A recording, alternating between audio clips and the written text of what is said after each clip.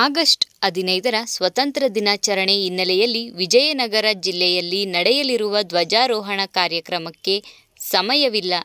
ಜಿಲ್ಲಾ ಉಸ್ತುವಾರಿ ಬೇಡ. ಸಿಎಂಗೆ ಜಮೀರ್ ಅಹಮದ್ ಪತ್ರ. ಧ್ವಜಾರೋಹಣದಿಂದಲೂ ವಿನಾಯಿತಿಗೆ ಕೋರಿ ಮನವಿ. ಬಳ್ಳಾರಿಯ ಕೂಡ್ಲಿಗೆ ಹೈವೇಯಲ್ಲಿ ಭೀಕರ ಅಪಘಾತ. ಬೈಕ್ಗೆ ಕಾರು ಡಿಕ್ಕಿ. ಸವಾರ ಸ್ಥಳದಲ್ಲೇ ಸಾವು. ಮೃತರನ್ನು ಹೋಬಳಾಪುರ ಗ್ರಾಮದ ಉಮೇಶ್ ಎಂದು ಗುರುತಿಸಲಾಗಿದೆ. 2024ರಿಂದಲೇ ಜೈಲಿನಲ್ಲಿ ಮೊಬೈಲ್ ಬಳಕೆ. 6 ಬಾರಿ ದಾಳಿಯಿಂದ ಬಚಾವಾಗಿದ್ದ ಪ್ರಜ್ವಲ್ ರೇವಣ್ಣ ಈಗ ಸಿಸಿಬಿ ಬಲೆಗೆ. ಜೈಲಿನಲ್ಲೂ ಮೊಬೈಲ್ ಬಳಕೆ ಅಧಿಕ. ಲಂಚಬಾಕ ಅಧಿಕಾರಿಗಳ ಅನುಮತಿ ಇಲ್ಲದೆ ಸೆಲ್ ಒಳಗೆ ಮೊಬೈಲ್ ಬರಲು ಸಾಧ್ಯವೇ? ಜಿಎಸ್ ಪಾಟೀಲ್ ಅವಿರೋಧ ಆಯ್ಕೆ. ವಿಧಾನಸಭೆಗೆ ನೂತನ ಸ್ಪೀಕರ್. ಕರ್ನಾಟಕ ವಿಧಾನಸಭೆಯ ನೂತನ ಸ್ಪೀಕರ್ ಜಿಎಸ್ ಪಾಟೀಲ್ ಅವರಿಗೆ ಶುಭಾಶಯಗಳು. ಅಧಿಕಾರ ದರ್ಪದ ಪರಮಾವಧಿ. ಈ ಮಂಡ್ಯದ ಪ್ರಕರಣ. ಮಹಿಳಾ ಪಿಎಸ್ಐಗೆ ಕಪಾಳಮೋಕ್ಷ ಆರೋಪ.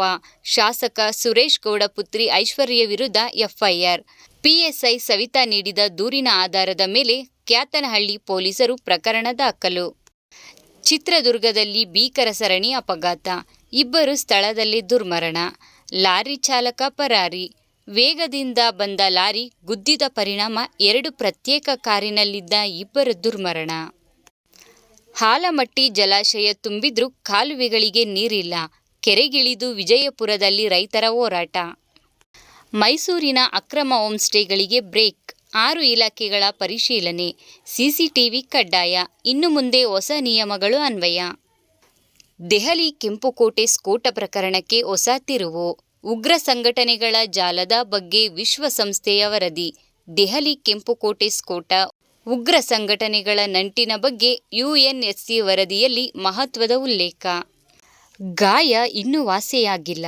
ದರ್ಶನ್ ಜೊತೆಗಿನ ಫೋಟೋ ಜೊತೆಗೆ ನೋವಿನ ವಿಚಾರ ಹಂಚಿಕೊಂಡ ದರ್ಶನ್ ಪತ್ನಿ. ಬೆಂಗಳೂರಿನ ಶಾಲೆಯೊಂದರಲ್ಲಿ ಯಂತ್ರಕ್ಕೆ ಸಿಲುಕಿದ ಅಡುಗೆ ಸಿಬ್ಬಂದಿಯನ್ನು ರಕ್ಷಿಸಿದ ಬಾಲಕ. ಪುಟಾಣಿಯ ಸಾಹಸಕ್ಕೆ ಡಿಕೆಶಿ ಮೆಚ್ಚುಗೆ.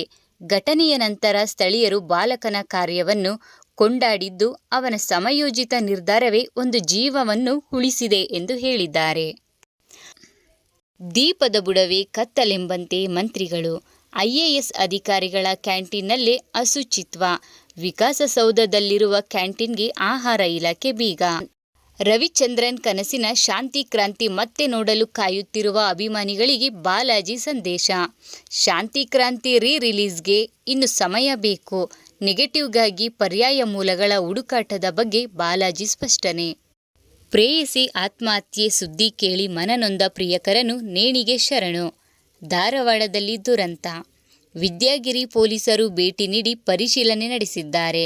ಘಟನೆಗೆ ಸಂಬಂಧಿಸಿದಂತೆ ಪ್ರಕರಣ ದಾಖಲಿಸಿಕೊಂಡು ಮುಂದಿನ ತನಿಖೆ ಕೈಗೊಂಡಿದ್ದಾರೆ. ಹೈಕೋರ್ಟ್ನಲ್ಲೂ ದರ್ಶನ್ಗೆ ಹಿನ್ನಡೆ. ಮಾಫಿ ಸಾಕ್ಷಿ ಅರ್ಜಿಗೆ ಆಕ್ಷೇಪಣೆ ನಿಲ್ಲಿಸಲು ಅವಕಾಶವಿಲ್ಲ. ಪವಿತ್ರ ಗೌಡ ಅವರು ತಾವು ಹೆಡ್ಫೋನ್ ಬಳಸಿಲ್ಲ ಎಂದು ಹೇಳಿದರು.